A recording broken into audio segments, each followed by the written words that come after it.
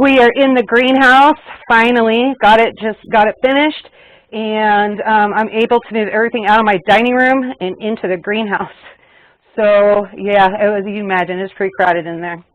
So Bea over at Life Done Free asked me to do a video on the sweet potatoes. I've just been doing shorts for updates, and we've been comparing her sweet potatoes to my sweet potatoes, and she just wanted to know what I did different. And so I'm going to come in, also show her how to trim them and multiply these. So when I started out, each tray only had a few sweet potatoes, and now you can see I've got 5 trays of sweet potatoes I've given out up to a bunch of people. This cluster of 20 is getting ready to go over to another neighbor, and so we'll get that done. So here's how I do it. I just take my clippers, and I come up when they start getting viney like this. You see? So, and I count from the top down. So I'm going to count 1, show you 1, 2, 3, but this one's small, so I am going to go down to this one, 4, right? So just make adjustments as you need to. Give enough stem for root.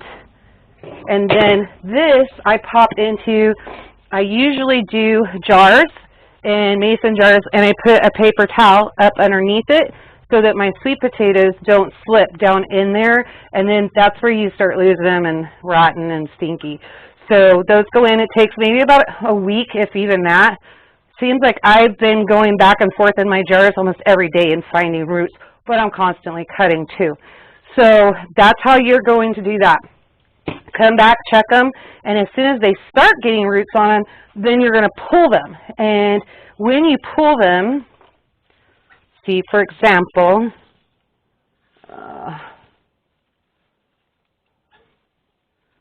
so as you can see, so now it's got a nice strong root. I could actually, if I wanted to, make 2 strips out of this. So I would make this a strip, and then I would make this a strip, because I have a root system here, and I have a root system up here. And it's still going to have time to grow and strengthen before I put it outside. So then what I do is I bring them over, and then I find a hole right in here. Now, you're going to have some potatoes that won't take and sprout anything, and they can rot in here. Now, I don't know how many people, most will just pull them out. I don't.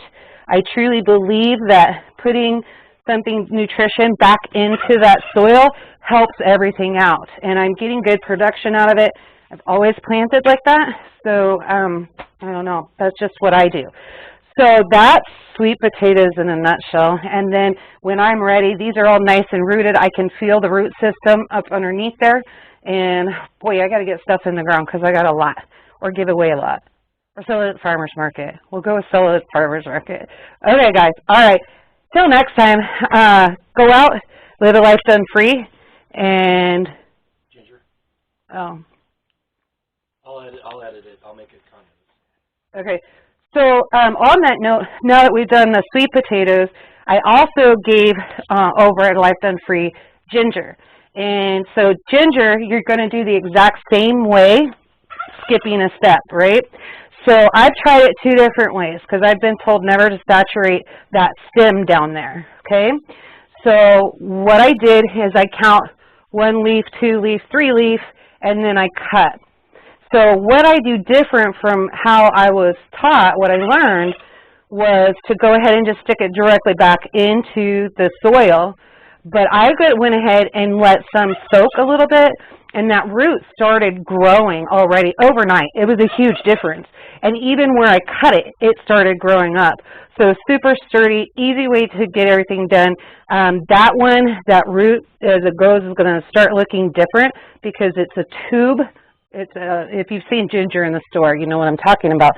So that goes directly, let it soak, and then put it directly in the soil. And that'll get that going for you. And then you'll have a whole tray of ginger just like me, trying to figure out where to put it so you don't mow it over. All right, guys, till next time, everybody, go live a life done free.